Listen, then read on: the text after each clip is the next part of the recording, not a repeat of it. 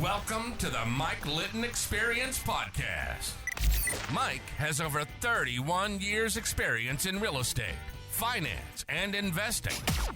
He's passionate about being a father, a teacher, a realtor, an investor, and a leader.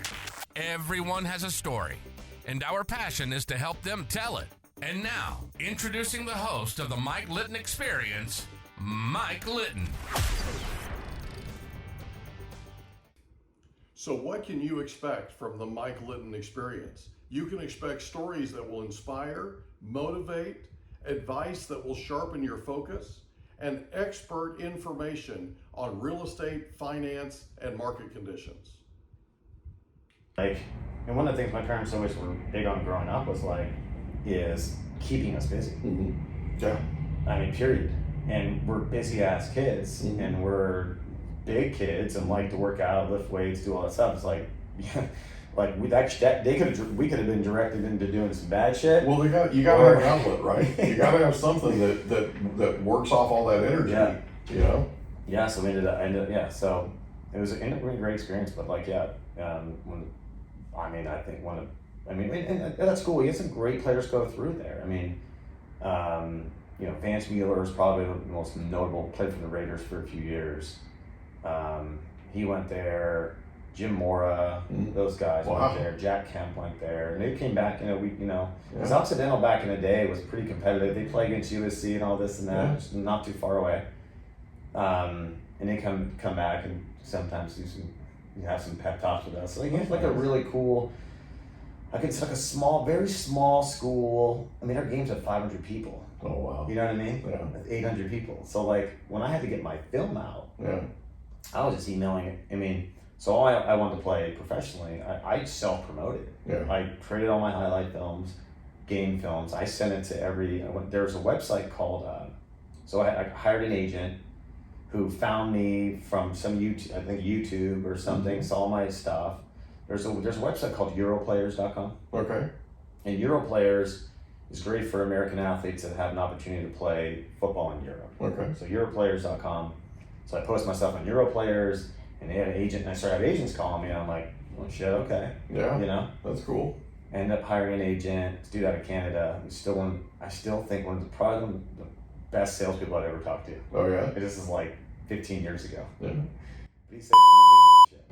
But all agent, and if he ended up signing with the team in arena football, and so that was the year that.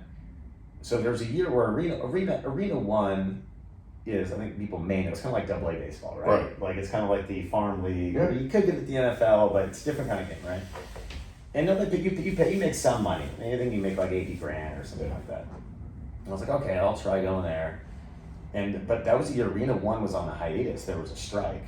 Oh, geez. So there used to be a team called the LA Avengers. Yeah, I remember that. Right? Yeah. And so I was in the farm league of Chicago Rush. I ended up going to Peoria, Illinois. Really? No. Yeah. I was like, where the hell am I? Yeah. No so kidding, I landed in man. Pekin, Illinois. Yeah. And I'm just like, I don't even know where I am right now. Yeah. This is like the middle of nowhere. So what did you play in the Arena League? A position called DS, defensive specialist. Okay. So if you ever watch arena where the guys run, you have forward motion. Yeah. It's the guy who guards those guys. Okay, I got you. Some of them pitch. Yeah. Some guarding these 5'8", 150-pound receivers. Because it's arena's a very different game. It is a very different game. That are running at me full speed or run a fucking 4.3. Right. That's why I was asking. That's why I was asking what you were. Yeah, because. It's you're going to be a safety in the Arena League. Come on. It's a different kind of game. It's a track meet, dude. It's just crazy. It's crazy. So I played defensive specialist and I returned kicks and punts. Yeah. And then I ended up doing that. And then shortly, when I got there, I wasn't in good shape. And so that was the most humbling experience I had, because I came from being the guy at a small school, but having national recognition and all this stuff. But I'm like, okay, to going into an Arena 2 team, because there wasn't Arena 1 anymore. Right. So all the Arena 1 guys were now in Arena 2. Right. So you had some real players, guys that know the NFL. Some top grading going on. Yeah. Top guys rolling up in these. We had this crap. I'll never forget. We had this crappy outdoor hotel. It's 12 degrees during training camp, right?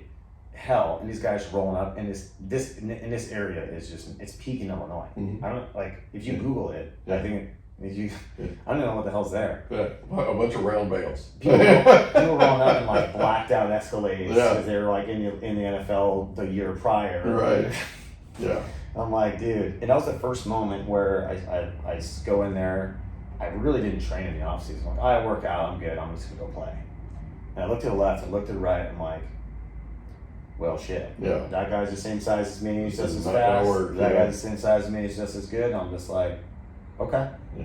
you know? That was humbling. Different deal now. It's different deal. I got cut. I ended up getting cut.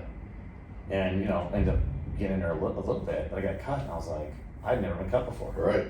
That's a whole new experience. I've never not made a team before. Mm-hmm. I've never, this is a, like, well, and this is arena too.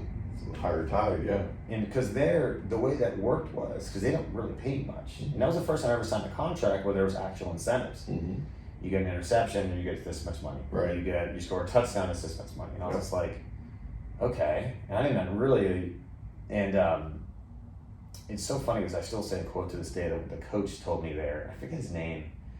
I remember there's a big room of us all in there, and he was kind of going through, and I know some of you guys don't want to be here, kind of talk, and some of you whatever. I remember him saying, well, if you're going to play anywhere, you might as well play somewhere. Yeah. And I remember being like, all right, because I was really indifferent about the opportunity, because I had a college degree. They'd set me up as an assistant teacher to help teach during the day because they couldn't pay me enough money. So I had an assistant, like basically a substitute teaching for $80 a day. Wow. Combined with the salary. So you were teaching for the team? No, like high school or. So you're teaching for the local school? Substitute. Wow. Okay.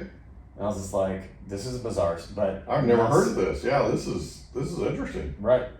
So I was fooling around, you know, and then I had my incentives. I think they paid us like $600 a month or something. It was like nothing. It wasn't enough to live on. No, so that's why here's substitute teaching opportunities, and then, you know, here's your incentives in your contract.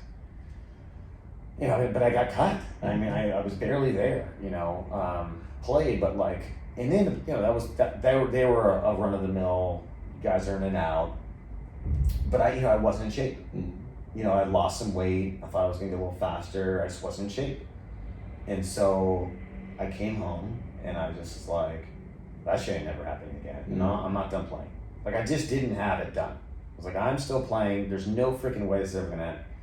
Like, until I get to, I'm signing my NFL contract. Like, I am signing, like, that's what I'm doing. This is not ending any other way. And I just worked my tail off, dude. I mean, I grinded. I ended up getting an opportunity to play in the GFL, which they called me prior because they found me on Euro Players to go play in the German Football League. And I remember sitting in a bank when they called me, and I was like, I had no money in my account, maybe like $150. I was depositing some check, you know, and like, I get a call from this random number, and I'm like, you know, and this guy named Morrow. He said, hey, I'm recruited for the Mavericks, and I'm like, okay. Because at that point, I'm like, when I got cut, I called them back. It's like, hey, I'm actually interested, you know? And that was, you know, because I was like, I'm playing. Like, I'm not going to let this, and so I ended up going out there. I wanted to play 11-11 football anyway. And I spent the next few months really training and getting back into the shape I need to get in, and really lifting and really getting on the field every day and doing all the things I had to do, really working my footwork. Because I knew, I mean, I'm 5'11", 200-pound dude. I need to be able to return kicks. I can't just be a safety. One-horse pony, yeah. And I need to be able to play some offense too. And they said, because you're only allowed in Europe, you're only allowed 4 Americans on each team. Yeah. So you need to increase your utility. 2 guys on offense, 2 guys on defense. So I'm like, I'm out there returning punts. Luckily, so the punter of my college team was the #1 college punter in the country of all divisions. Cool. So, and we had a couple of these guys come through there, oddly enough, getting shots with, a lot of NFL shots and all that. But it kicked the hell out of the ball. So I'm like, I'm gonna go work on my punt returning ability. I'm gonna go work on my kick returning ability. I'm not just gonna be, and I'm gonna be able to play receiver. And I'm going to combines, all that stuff. And yeah, so I ended up playing in GFL, and I had an incredible I led the team in touchdowns. I was a safety. Mm-hmm. Led the team in touchdowns for the first 9 games. Okay. As a safety, because I was returning kicks, punts, and I ended up returning, and then I had a tremendous injury out there, which really changed my trajectory. And that was tough. So I ended up severing my 4 ligaments in my left ankle, and that was really bad. But out there, it was kind of interesting. You get a 6-week break in the middle of the season because everyone goes on with holiday. Mm-hmm. So I ended up having an ankle injury, and I mean it was bad. It was the 3rd play of the game of July 4th. It was actually July 4th. They played over kind of near summer, and it was so bad. I ended up flying back home to UCLA doctors. My mom, in the medical field, had a really good relationship. Knew the people at Corland Joe. And if you know Corland Joe, those are the people who worked on Kobe Bryant's Achilles. Mm-hmm. So they're known to get people back from lower extremity injuries. I mean, they're probably one of the best orthopedics in the world. Mm-hmm. Germany, I had free healthcare. I mean, they would have taken care of me. I just didn't trust or understand. Care, yeah. They told me 6-month cast, surgery 6-month cast, and that was it. My season was over. Mm-hmm. So we had 6 weeks, then we had playoffs. And I knew, so if we won the championship, I got paid a lot more money. There you go. So I was like, I don't want this to end. I don't want to be in a home in a freaking boot, So I'm flying home for treatment, and I was home for about 6 weeks. And I saw Corland Joe, and they said no surgery. I mean, I severed 4 ligaments in my left ankle. Like, it was a tremendous injury. And why did they say no surgery? Because they said I didn't need it. So in Germany, they said 6 months hard cast, surgery 6 months. Corland Joe said you don't have to do surgery if you have physical therapy protocol. Wow. And the physical therapy, now I'm in a boot, and I had those tight, I ended up wearing that for about 1.5 years. My ankle was swollen for about 1.5 years. Like, it was really bad. And oddly enough, so this kind of goes back to the health side. My mom, I had a physical therapist I'd seen since I was 13 years old, who always did an incredible job for me. I worked for my shoulder, I had shoulder surgery, worked on my low back, and I just was like, I'm gonna go see Dan. His name's Dan Wick. I'm gonna go see Dan. He's my guy. I'm not saying anybody else. And if I could afford it, I would have flown to Germany. Right. And pull workouts and all those things. I was back playing. I missed the first playoff game. I was back playing the last 2 games. We ended up winning the GFL championship. That's awesome, dude. Yeah, I was probably 50%, 60%, wow. But I was on the field and anyway. Playing. Yeah. And I was like, that was it's tremendous. At that point, it's a big deal. So what happens after GFL?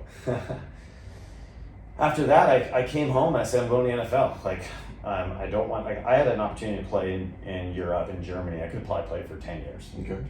And loved it there. An opportunity to play in the number 1 team in Europe. It's called the Graz Giants in Austria. And I was like, I don't know. Like, I really want to take my shot.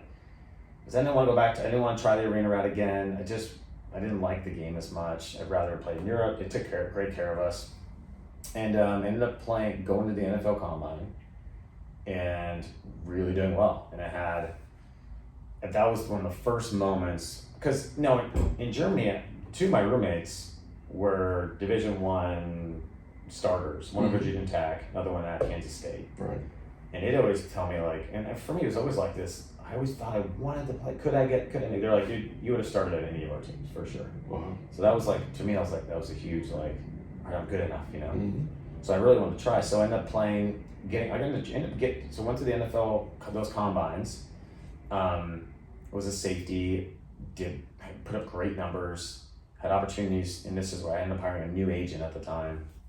He got me opportunities in OTAs, so it's a couple CFL teams, was kind of tryouts, but with the 49ers and the Eagles. Mm-hmm.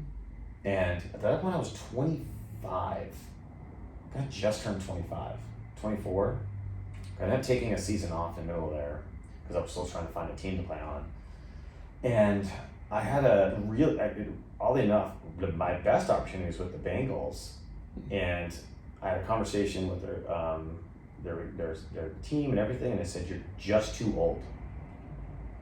I was like, holy That's shit. amazing. I'm 25. Right. I finally have reached this point where I know that I can play. Yeah.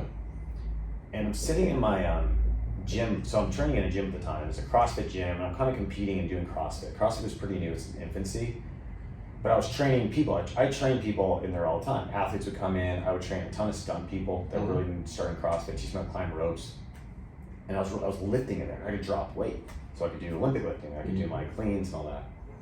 And so what ended up happening was I'm sitting in a gym. It's like 6:30 in the morning, and my 6 a.m. client doesn't show up. So I'm sitting there like pissed off. I get a random call from like somewhere in Missouri. Mm-hmm. I'm like, and I don't know. I pick it up. This is like kind of before a lot of caller ID, I guess. And this guy goes, "Hey, is this Daniel?" I'm like, "Yeah." He goes, "This is Mel Churchma." I was like, "Mel Churchma? Why do I know that name?"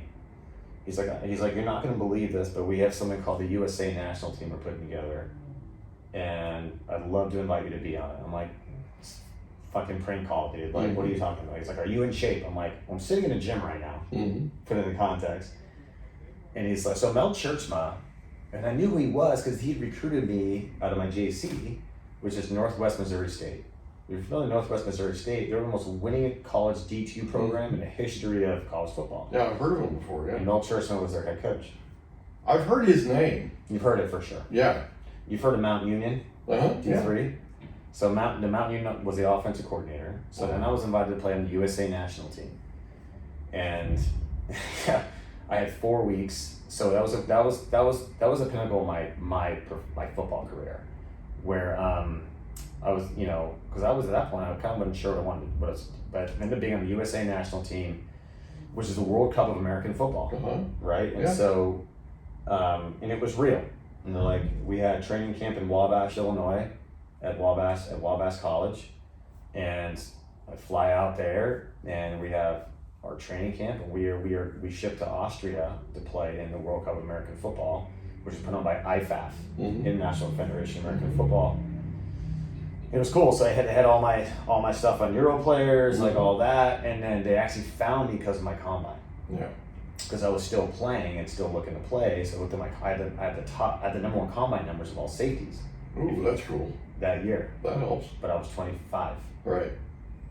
Too old. So I was too old. Because I had like all my numbers were my 40, my short shuttle, my bench press, my vert, like ranked me the highest over and to end my body weight, consider my body weight and size. So I was like, okay, so I ended up being the starter.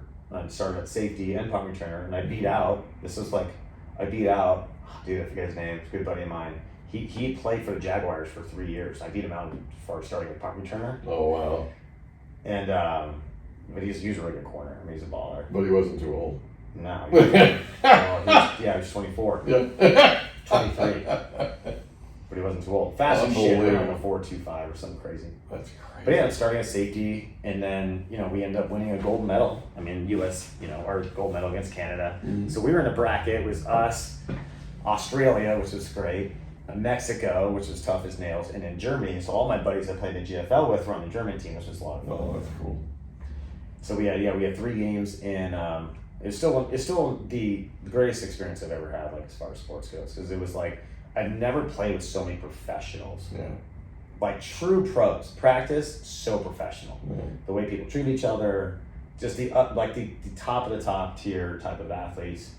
Mel Churchman was the head coach. Mel probably had a lot to do with it too. Yeah, he did. Great guy, dude. He brought an incredible staff in. We only had a week. I think we had a week of training camp, and then we played 4. You know football. We played 4 games in 17 days. Wow. That was the tournament. That's so 3, insane. which you have a week to prepare for every game. Hello. So we had we ended up so we ended up having basically, we had 3 games in a place called Innsbruck, Austria, which was like freaking gorgeous. So it's the most beautiful place I've ever been. And a gold medal game in the Vienna soccer stadium. And I was like, there's 75,000 people here, and I'm like, we ended up beating the crap out of Canada. It was just fun. And there you go. I mean, that was it. At that point, I didn't know what the hell I was gonna do. Yeah. Like I didn't like I said, I never saw passports. You still have your gold medal? Hell yeah. I do. It's sitting in my closet, and I see it every day. That's cool. It's hanging in my closet, and my kids ask about it, and I always knew, I have my helmet, I have my jersey. That's good, man. I had yeah. So after football, after you win your gold medal, then what happens? I was lost. Yeah, I can imagine. Yeah, I was lost. Because it's hard to describe running out of a stadium with 75 or 80,000 people screaming your name, and you're at the top of the world, and then flying home and being in a room you grew up in. Yeah. With little kid stuff on the walls and a teddy bear there, and you're like, it's an adjustment. I'm really, that was great, Heady stuff. Right. Now we're back to reality. Now I'm back to this. It took me, so I always built great relationships with my clients that I trained, and I had, and I didn't want to be a coach. I was like, I don't want to be a football coach. If I can't play, I was like, I'm good. It was one of those things I remember. I don't know if you remember your last game, but I remember sitting in the locker room after the game, and I said, "This is the last time I'm gonna wear football pads. I'm gonna let this sit for a second." I didn't have that experience. I was medically, and I didn't. I mean, I sort of knew it, but I didn't know it, and I was medically disqualified. So I never had that moment where I was, my thing was I was always looking forward to the next year. Like I was looking forward to going out for football the next year and all that. And I went to the doctor to get cleared, and that I had some clicking in my left knee.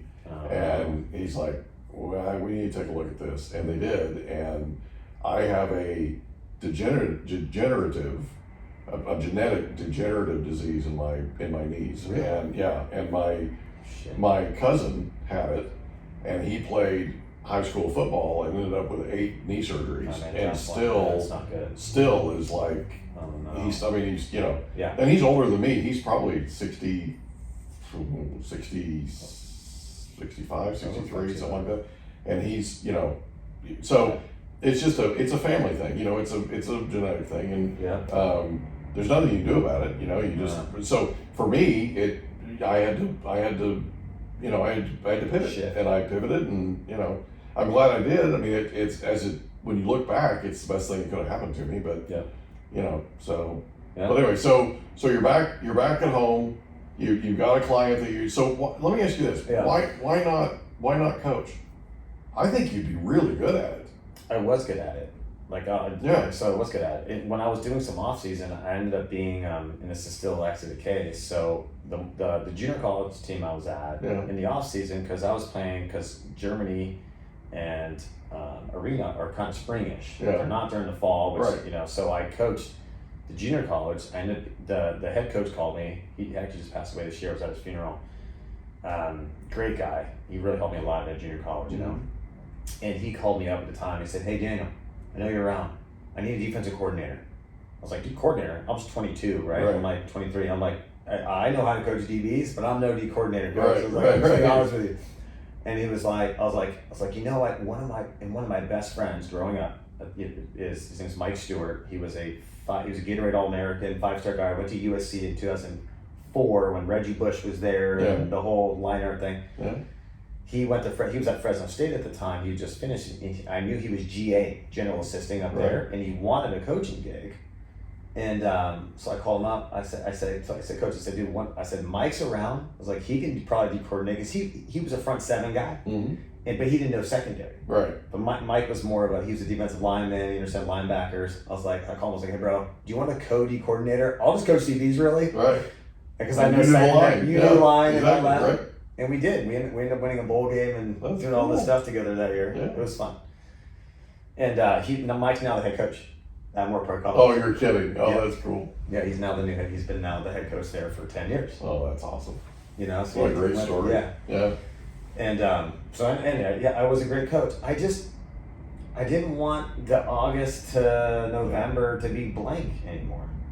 You know, like, I just reached the point where I just didn't want that. And the other thing is, I will honestly say, is I always had this desire to be at the top of whatever sport I was doing or anything I was doing. No matter what, it's like, I'm going to be the best at it. And the local junior college, to me, wasn't for me. I didn't want to stay in the same town I grew up in. Right. And being a D1 coach or professional coach, you can live in a different place every damn year. Yeah, that's true. And We hope you enjoyed another episode of the Mike Litton Experience. If you did, do us a favor, smash that subscribe button, tell your friends, family, and coworkers about our program, and wherever you get your podcasts, please leave us a rating. It helps us to connect with quality people just like you. And that's a wrap. Another episode of the Mike Litton Experience in the books. Reach out to Mike on Instagram at Litton Realty. Want to meet with Mike? Check out calendly.com/Rio760.